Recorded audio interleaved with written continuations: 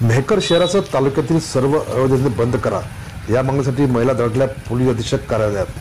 बुलढाणा जिल्ह्यातील मेहकर तालुका आणि शहरात मोठ्या प्रमाणात अवैध धंदे सुरू असून याकडे स्थानिक पोलिसांचे दुर्लक्ष असल्याचा आरोप करत रिपब्लिकन सेनेच्या पदाधिकाऱ्यांसह महिलांनी आणि बुलढाणा जिल्हा पोलीस अधीक्षक कार्यालयात धडक देत त्यांना निवेदन सादर केलं आणि सुरू असलेले सर्व अवैध धंदे बंद करा या मागणीसाठी या महिला इथं आल्या असता त्यांनी आंदोलनाचा इशारा दिला।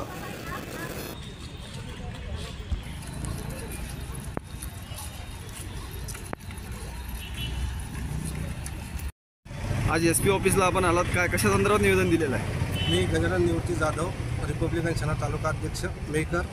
आम्ही आज या ठिकाणी जे मेहकर तालुक्यात मेहकर शहरामध्ये जे अवैध धंदे चालतात त्या अवैध धंद्याच्या संदर्भात निवेदन देण्यासाठी इथं मेहकर एसपी कार्यालय इथे या ठिकाणी आलो होतो। आणि मेहकरमध्ये या अवैध धंद्याचा इतका सुसंवाद झालेला आहे।